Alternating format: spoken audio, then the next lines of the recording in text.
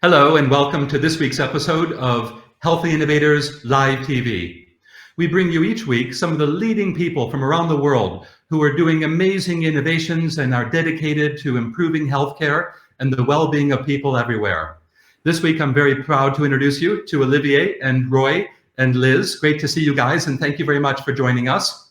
These episodes are sponsored by GIANT Health. We invite all of our listeners from around the world to go to GIANT's website, www.giant.health, and check out the latest developments and innovations coming from GIANT. GIANT is a global community of nearly 200,000 people around the world, everybody whose business is healthcare, technology, and innovation. One of the exciting things coming up is European Health Tech Innovation Week, which is taking place from the 17th to the 21st of May in 5 cities across Europe, taking place in Barcelona, Stockholm, Berlin, Paris, and Liverpool. These are 5 one-day conferences bringing together national and international leaders in healthcare, finance, investment, technology, and public health to talk about the biggest challenges in society and to demonstrate some of the best implementations of new technology and innovation. So we invite everybody listening to check out the GIANT website and to come and join us at European Health Tech Innovation Week from the 17th to the 21st of May. Thank you. And hello, Liz. Nice to see you. How are you? Very well. Thank you for inviting me to join. It's a pleasure. Glad you could come along. And hello, Roy. Thank you so much for joining us. And we really appreciate you coming on board. Thank you. Good to see you, Barry. And hello, Olivier. How are you today? Good. Great. Thanks for having me. Yeah, thank you so much for joining us. So what we want to do is we want to begin by just looking at some of the biggest challenges in society and some of the biggest needs in the world of healthcare. And what are the opportunities in terms of innovation? And what are some of the challenges for innovators themselves? So before we started this episode, we were talking about some of the world going on in terms of digital therapeutics and the pharma industry and apps. And so maybe we could begin by looking at that just as a start. So Liz, can you tell us what are you guys doing and what are some of the issues regarding apps and the pharma industry and digital therapeutics? Yeah, of course. So I think, just to take a step back and have a quick look at what that landscape looks like. If we look at digital health apps, and when I say apps, I'm not just talking about apps on the app stores, I'm also talking about websites and web-based solutions. Right. Around about 400,000 solutions. Wow. And every day, 5 million people will download one of these solutions. Wow. The biggest problem is only 20% of those solutions meet quality criteria. And so what that's telling us is of those 5 million people who are actively going to download a solution, 80% are likely to download something which is either not regulated or worse still, unsafe. Yes. And so we have this wild west within the world of digital health, which we would never have in the world of medications. That's interesting. Yeah, no, that's very, very interesting. What's the difference, Roy? When Liz says, we don't have that in the world of medication, what's the difference there? Oh, it's huge. I mean, if you look at therapeutics, just pills in English, to bring a pill to market, it involves a huge amount of research. First of all, you do sort of scientific paper-driven research, and then you move into petri dishes, and then into probably animal testing, and then on to that you start testing in human beings, and that takes forever. What is interesting, Barry, is that COVID, of course, produced a new vaccine, an entirely novel vaccine. They couldn't go back and use an old flu vaccine. They produced a whole novel vaccine in under a year. Now, Wow. just to put that in perspective for you, a vaccine would normally take 5 years to develop. So that's been compressed. But just coming back to your question, I mean, the bringing a therapeutic to market, it costs about £5 billion these days, maybe even more if it's a complicated drug, particularly if it needs complicated clinical trials, for example, on a small group of people. You've got to find them, and then you've got to do blind trials. I mean, the whole thing just goes on and on forever, eats a shed load of money. But of course, with an app, anybody can download the template for an app, and in an afternoon you can produce an app that claims to have some kind of therapeutic benefit. Sure. Bung it on the app store, and Bob's your uncle. It's all being downloaded. People rely on it, and who knows how much damage these things are doing. Yes. Yeah, no, that's very interesting. I guess there is this risk of the Wild West, so to speak, as we are at the, what do you want to call it, the digital frontier of healthcare. So, Olivier, how does that overlap with your world? And of course, I understand that maybe a couple university students can create a new app in the basement of their dormitory, but that's quite different from what you guys are doing, isn't it? Yeah, totally. So, I mean, I do understand that there's a lot of challenges in apps that are not regulated, for sure, Yeah. right? I think it is true, and it is something that we should take care of. I mean, on our side, I mean, our app is very, very different. A software keyboard for mobile that provides other companies the ability to create health care biomarkers, right? Digital Right. biomarkers, Right. is very, very difficult to achieve. So on our side, we passed a lot of different checks, and working with pharmaceutical and other companies around the world, we have passed several different checks as well on their side, right? So Sure. obviously, I do understand there's a lot of apps that are created out of nothing in a garage, and they pretend to solve your health problems or psychological problem, whatever. This is different from apps to apps, but I guess others around the table are more health savvy than myself here. No, but very interesting to hear about that. And I remember reading, for example, an article from the California Silicon Valley venture capital firm A16Z about the challenges of software in healthcare more broadly. And of course, obviously years ago, they discovered that it was quite easy to hack into a pacemaker. And actually that wasn't something which was necessarily welcomed. So there's an awful lot of complexity in technology behind the scenes, isn't there? Which I suppose is good, but it's a challenge for the regulators.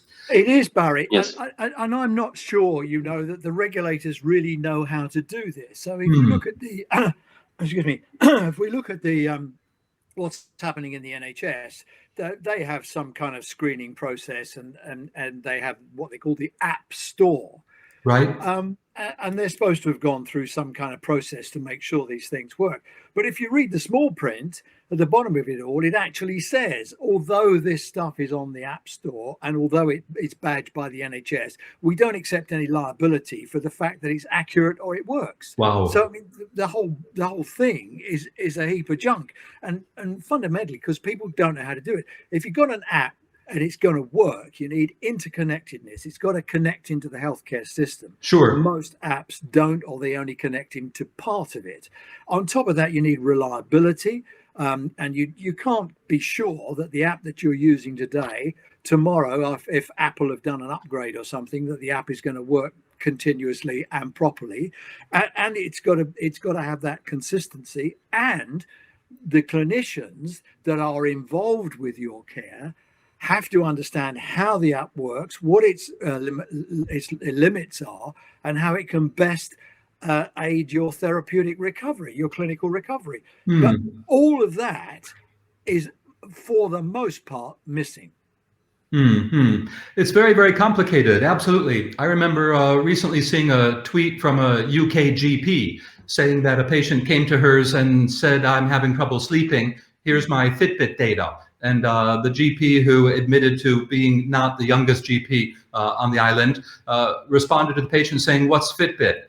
And so, no, I think actually, Barry, what he said was, she said, "I'll show you my Fitbit data about my sleep," and he said, "Hang on, I'll show you mine. If you think you can't sleep, look at mine." But I think this triggers something else right here. Yeah. I think this is where the technology goes at a very, very high speed.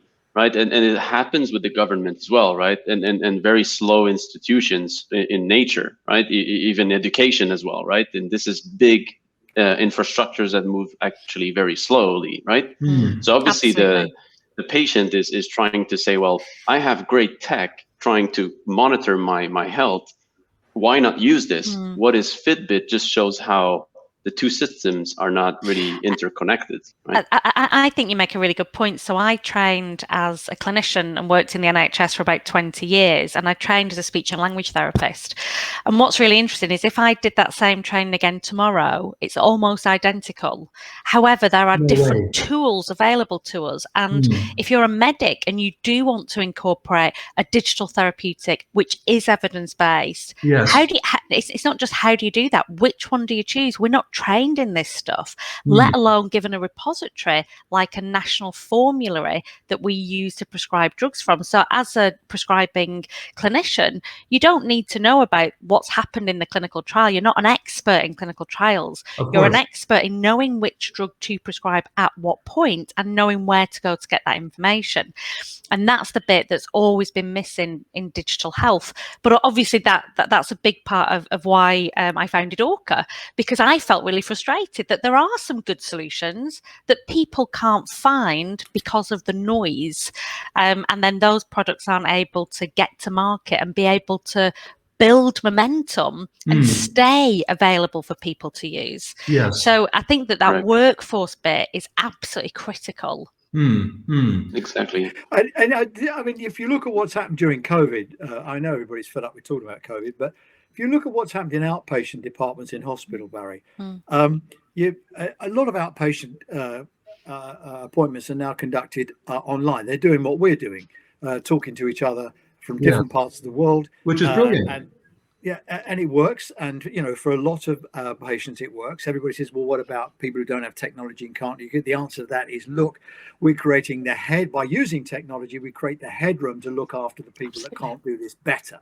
So let's get all the people who can use this stuff out of the way and using it. And of course, a lot of outpatient appointments are now conducted remotely like this.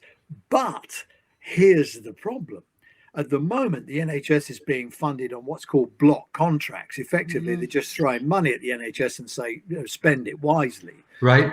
But of course, an outpatient appointment, depending what it is, can earn a hospital between 250 quid up to several £1,000s, depending on what kind of an outpatient appointment it is. But of course, the hospital authority, they're not going to buy hospital outpatient appointments at hundreds of pounds if it can be done like we're doing it now, and this can be done for 10 quid. So we've got to find a new way of reimbursing the health service using the technology, incentive people to use the incentivize to use the technology. I just wanted to add to that. So it's really been interesting since COVID and the rise of teleconsultations. So obviously, if you're providing care now via this mechanism, it only gets you so far. And one of my big messages is, please don't think we've ticked the innovation box, because we've only digitized a current process. So if I'm a GP and you come to see me and you say, oh, I've got heart palpitations, can I now really send you for ECG monitors? We're trying to keep people away from acute settings. If you come with a mole that you're worried about may have skin cancer, etc., etc. Well, what people don't realize is there are amazing digital therapeutics on the market that could be recommended via text message to somebody's phone, and you can take your blood pressure, and this works. You put your finger on the camera and it will tell you your blood, it will give you an ECG monitor. Now, there are lots of them out there that don't work. The majority of them don't work, but there is certain ones that do. Equally, there are certain mole checkers that you can use your camera for. Amazing technologies. But until we give these tools to people, all we've done is digitize an already established process, and we've pushed the problem downstream. So we need to provide a different toolkit to really get the benefit from teleconsultation. There's no point. Liz is absolutely right. There's no point in concertinaing up all the front end of it by using technology only to create a huge bottleneck for whatever comes next. We just created a new problem for ourselves. Exactly. Correct. And you see that in areas, sorry, I'll just finish with this one point. You see this in areas like pain management. So there's a big drive, please stop prescribing opioids. Provide CBT, physio or acupuncture in the first instance. Well, those three options are not available. So what are we doing? We're seeing patients, we're having teleconsultations, but what do we provide as a therapeutic intervention? Well, there are genuinely some fantastic pain management tools that we could be digitally prescribing to our patients. It's about Exactly. It's about what we call in the NHS the patient pathway. Exactly. But what industry calls the supply chain. How much of the supply chain can we turn over to technology to make it faster and quicker, to make the whole supply chain smoother, cheaper, and safer? But we're not looking at the whole supply chain. We're just looking at a bit and say, oh, we've got an app for that. Exactly. Yeah. Completely agree with that. And I think that the other thing, when we get asked at Orcha, and I get asked all the time, Liz, what is the best app for diabetes? What's the best app for COPD? And the answer is, well, what's the best drug? And what I'm saying there is it depends. It depends on the person. It depends on their personal preferences and needs. It depends on when they were diagnosed, where they are in that pathway, and what the evidence tells us about which technologies will have what impact for which patients at what point in the pathway.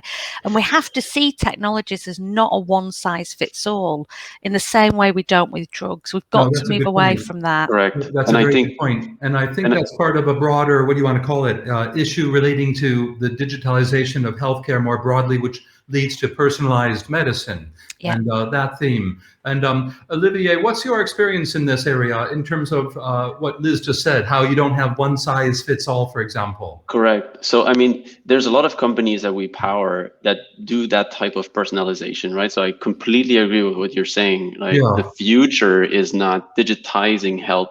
It's about completely reimagining how health is how health is diagnosed, right?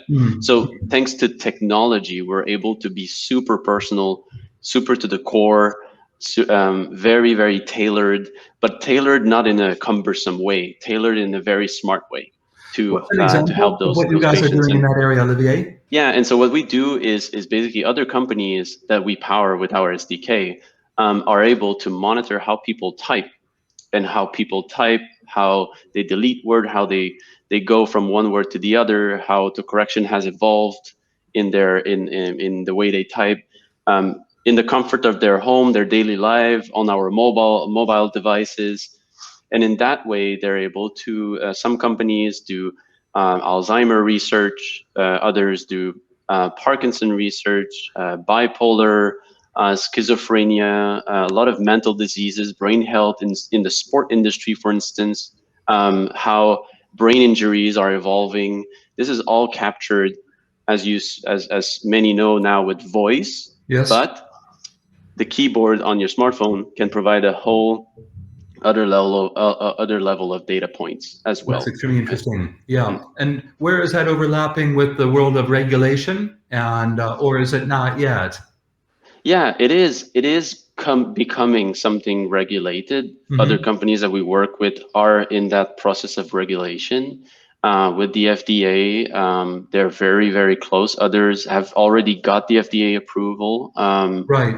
So it is something that it's called active phenotyping as a discipline. Phenotyping. Yeah. That was really interesting. Yeah. How do I hide from my GP that I'm ordering pizza and beer quite often during the week when she asks me if I'm looking after my health and weight? Well, do you know, but you raise a really interesting point there, because there are new standards and regulations emerging around consent, authentication, verification, interoperability. You know, I think, Roy, you touched on this. The world of regulation is probably not quite ready for digital health in a lot of ways. And we've seen a lot of new standards emerge, and it's confusing. It's not just about CE certification or FDA certification. It's also about clinical safety, clinical efficacy, data privacy, data security, and it just goes on and on and on. So it is a confusing landscape. And actually, as a clinician who just wants to get a good tool to my patient, I just want to know which ones can I trust at what point in the pathway. And we're never going to train all our healthcare professionals to know everything about digital health, and they don't need to. They don't need to. I tell you, Barry, there's a really interesting something happened this week. I mean, most technology just bores me to tears, really, because it's just me too, look alike, same stuff. You know, it doesn't really do anything different. Yes. So there's a real gobsmacker this week, and that was when Amazon have opened a shop where you can just go shopping, pick up the stuff you want, and walk out the front door. there's no checkout. The way it works is you get a download on your app with a phone with an app on it. You walk in, it recognizes who you are. You pick the stuff up. It's got RDF code on it. It drops onto your app. It charges your credit card, and you walk out. Now that is amazing. That will revolutionize shopping, because all the pinch points in supermarkets, all the annoying things in supermarkets are at the checkout. Yeah. That's done away with, all of that. The cost of the tills, the cost of the money, the cost of training the checkout people, the packing the bags, and all of that goes in one sweep. Fantastic, exciting goosebump technology. Yes. I think that was in health. Let's say I'm going to go for an outpatient appointment tomorrow. The night before, ping, on my phone comes an app. I drive to the car park. It knows I'm there. I park my car. It takes the parking charges from my phone. I walk into the hospital. I'm blinded by corridors and signs. Little map comes up on my phone telling me where to walk to. When I get to the clinic, it tells the clinic I'm there. It downloads all of my details onto my phone. It asks me, do I want to give permission to the hospital to look at my health records? I say yes. Yeah. I walk in. All of my tests are put on there. I give the guy my phone. I do whatever I got to do. He says, you need to come back in a fortnight's time. It drops into my calendar. I walk out, and I'm done. Brilliant. I love it, and we can do that. But how? Sure. But how, Roy, specifically? And the reason I asked we let the health service be run by Amazon. Yeah, no, but I think you're pointing to sort of the physical part of it, right? But there's also the before part, which is, do you need to go there or not? You know, and so that's also very interesting in health, right? It's like, is there a need? Because there's a lot of things that happen that people go to some places and then they are not required to go there, right?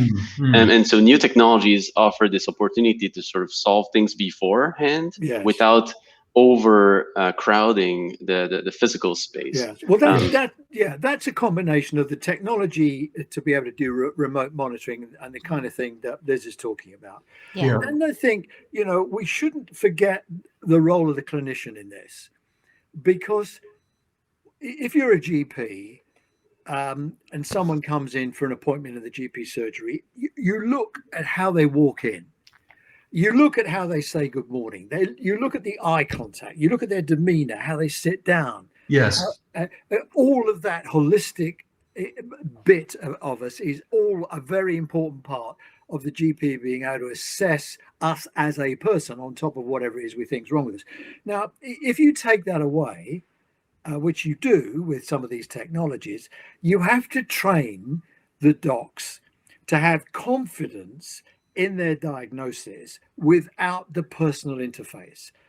And every time a doctor makes a diagnosis, they put their reputation and their job on the line.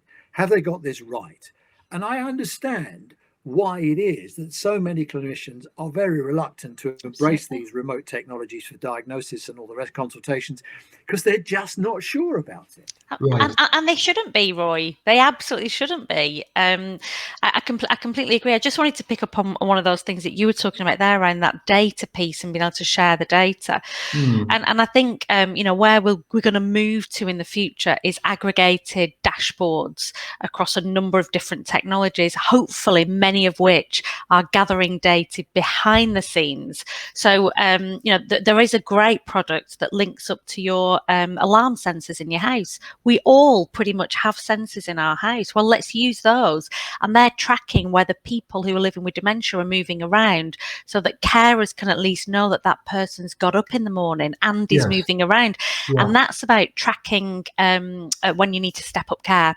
So if somebody isn't moving around in the same way, actually might need to think about a step up in care, for example. So I think that what we're going to see moving forward is for me, the biggest word is collaboration, and we've got to collaborate as technology providers. And I think that that's the other point I just wanted to make. Why is it that healthcare systems are building this technology? I mean, you jokingly said, we should give the healthcare system to Amazon. But actually, if Amazon are expert at doing that bit, let's work together in collaboration with experts in that area. The NHS doesn't make drugs. Healthcare systems don't make drugs. We don't build beds. We're not, we outsource that to help us be able to deliver care to patients. And digital should not be seen as any different. Yeah, I agree with you, Liz. I think that's a very good point. And often you hear an outcry in the UK, and I know the audience listening to this episode is very international, but in the UK, as an example, you often hear an outcry about the slippery slope and the privatization of the healthcare service. But I think that's actually inconsistent. Nobody says that the NHS should produce its own electricity. It actually outsources that, and the production of electricity serving the healthcare system in the UK is privatized, so to speak. Likewise with the examples that you gave regarding drugs and that type of thing. So as long as we're having healthcare provided for free at the point of need, doesn't matter if elements of the provision of it are coming from the private sector. Well, they are already. So I think it may be a bit of a confusing discussion. Just on that, Barry. Yeah, I mean, the key to unlocking all of this is reimbursement.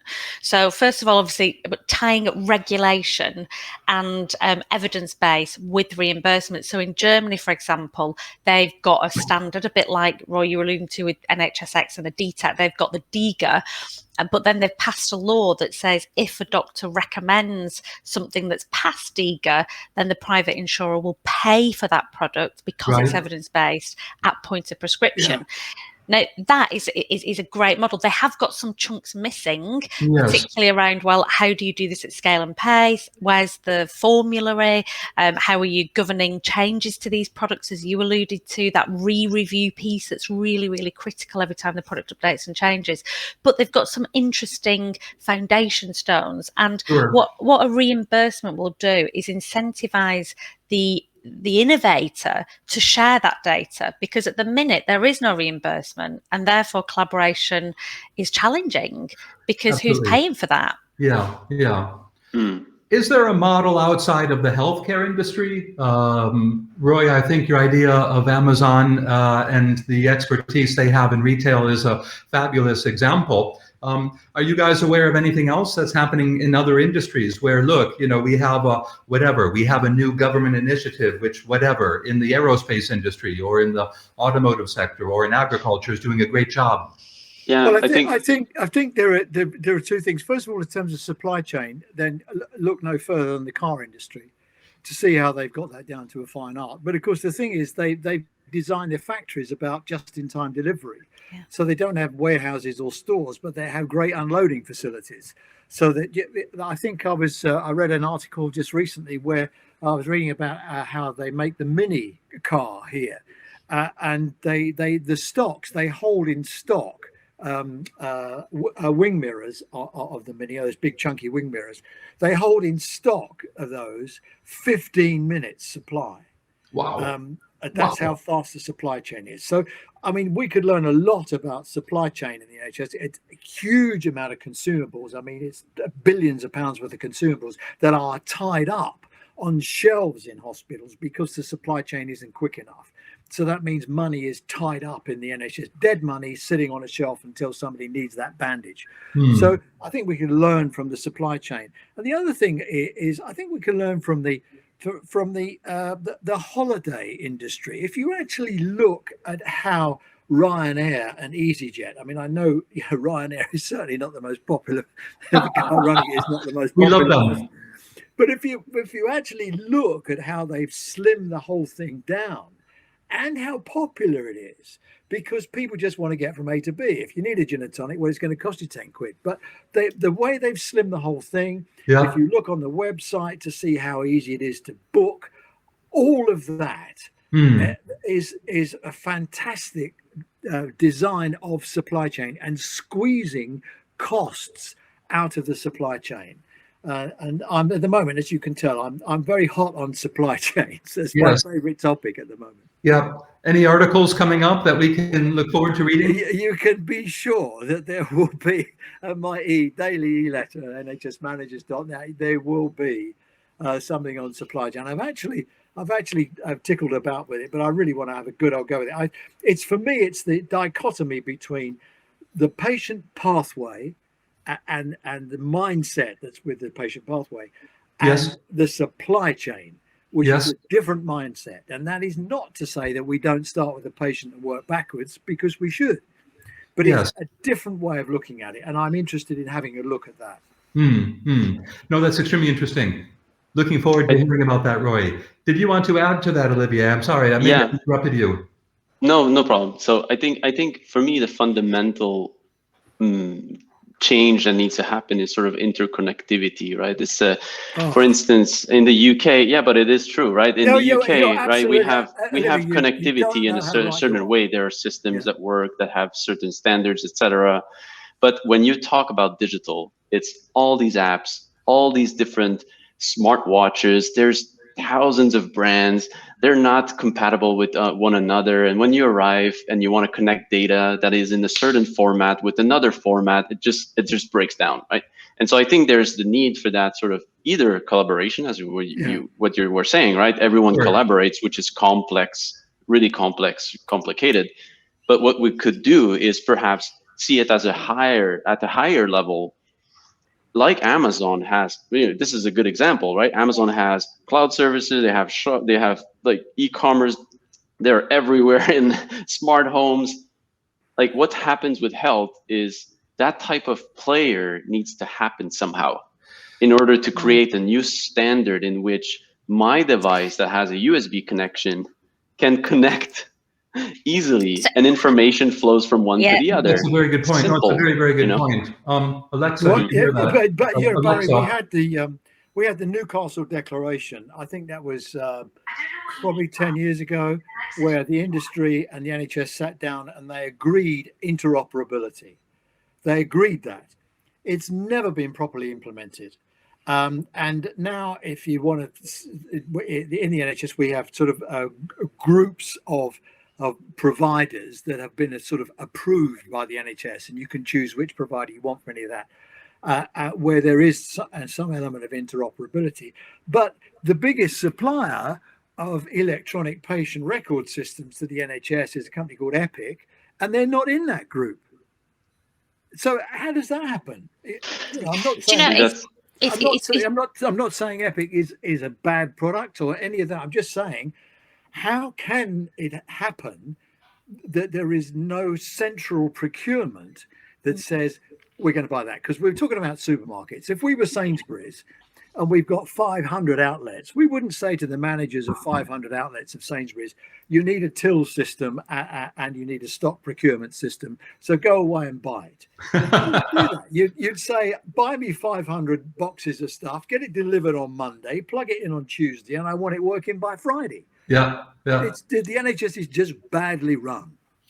So, I mean, but one of the things I was just going to share with you is we're part of a Nordic-wide, so 5 nations program of work, and the aim of that 5 nations work, it's called the Nordic Interoperability Program. And I think that they started thinking, how are we going to do this at scale and pace across 5 countries to allow for information to flow freely across the system? Where they've started with is setting the rules for engagement. So, as you've said, what is the USB that I need to build to plug in and play in that ecosystem? Sure. Then what we're creating is an assessment process, which then assesses all of these products to say, once you've gone through this process, you can then pass go. And then the next stage was, well, who's going to reimburse the tariff to allow for these products to be prescribed direct to patients? But I think what they've started with is very much around the standards and the assessment piece, which is repeatable and scalable.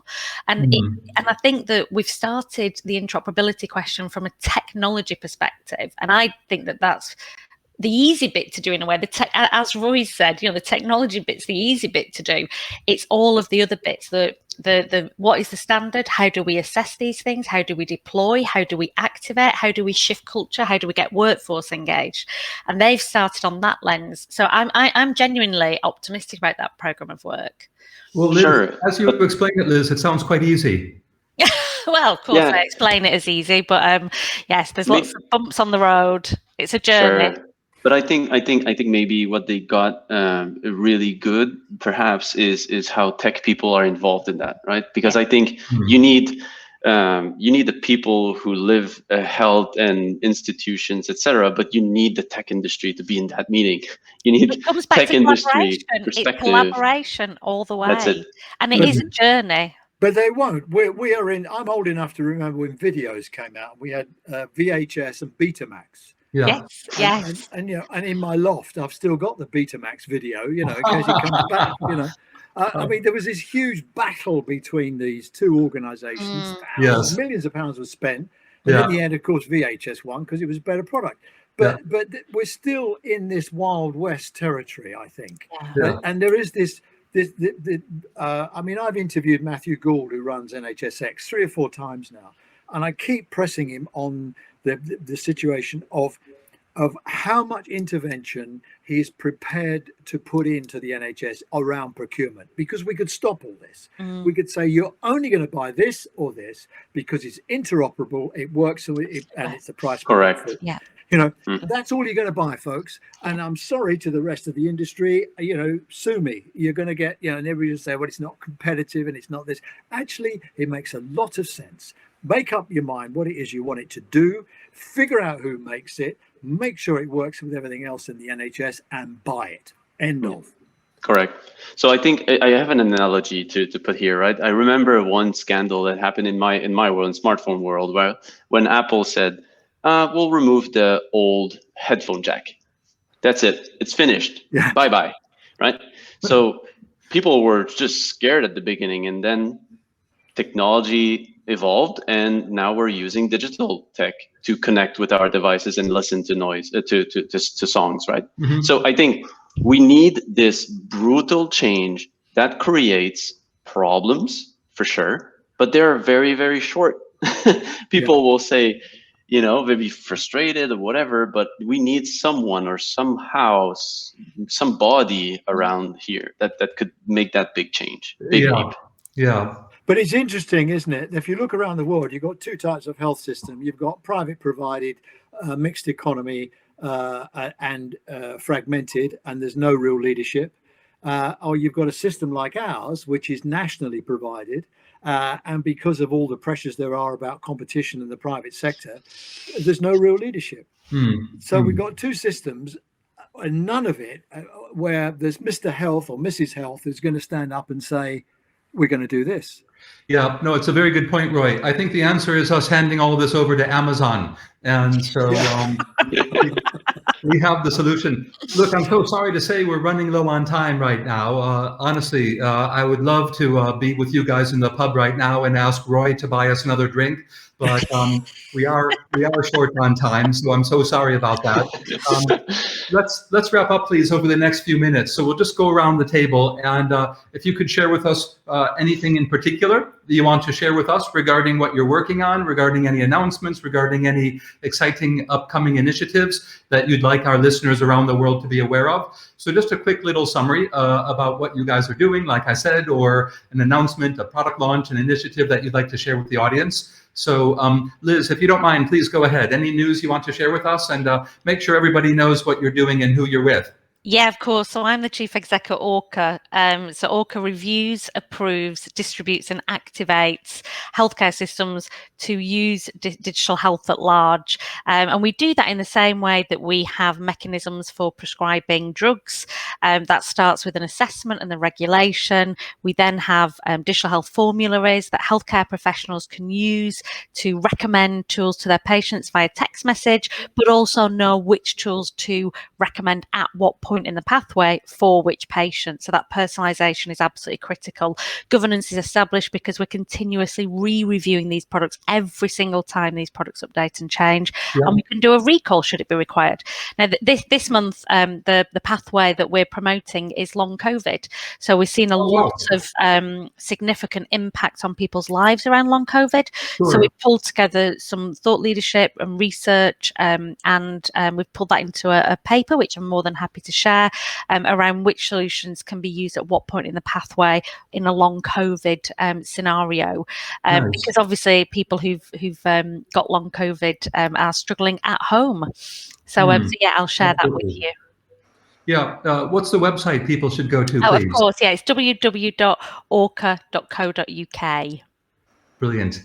Thank you, Liz. And likewise, Olivier, if you just want to share with us any initiatives or what's coming up for us with you in the near future. Totally. So Fleksy is a technology provider with that powerful keyboard SDK for smartphone that is used across different industries. And we continue to grow in the health industry because there's a lot of companies that we power their solutions, right? The end user solution, Yes. with digital biomarkers. And we invite all the companies to come and see what they could do with our software development kit at fleksy.com. Yeah. And how it turns out is the next initiatives, I think the biggest contribution we have to the world is that we can now, in the comfort of everyone's home, understand how your brain health is. And that is very powerful for the digitalization of care in the future. Yeah, no, that's fascinating, and looking forward to learning a lot more about that. Thank you so much, Olivier, for sharing that. Thank you. Likewise, Roy, anything in summary you'd like to share with our listeners and any initiatives of yours? Sure. I mean, well, I founded the Academy of Fabulous Stuff, which is a repository of best practice in the NHS.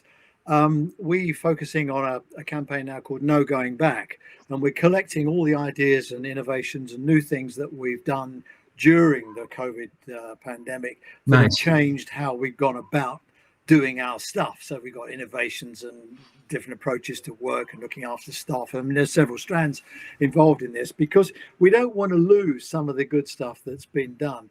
You can't all take it all into the future, but there will be bits that we shouldn't forget. So we're promoting the idea of COVID custodians, so that every organization should have a COVID custodian who will actually look at all the things that were changed during COVID.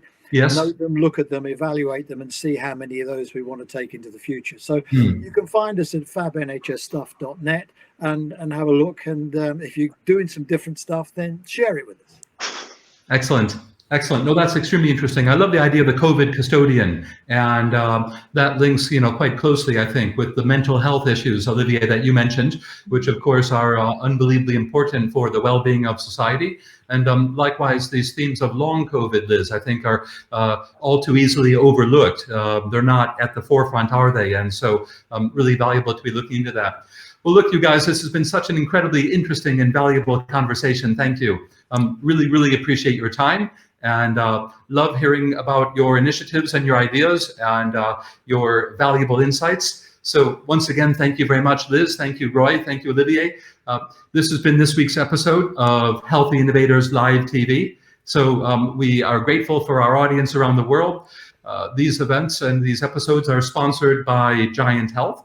Please go to the GIANT website, www.giant.health, to learn about the event coming up, European Health Tech Innovation Week, which is from the 17th to the 21st of May. And we also would like to thank our sponsors, Vodafone Business and Barclays Bank, and their Eagle Labs initiative. So thank you to our sponsors. Mostly, of course, thank you to our listeners. We'd love to hear from you guys. And if you have any ideas or suggestions regarding future episodes, we look forward to hearing from you about that.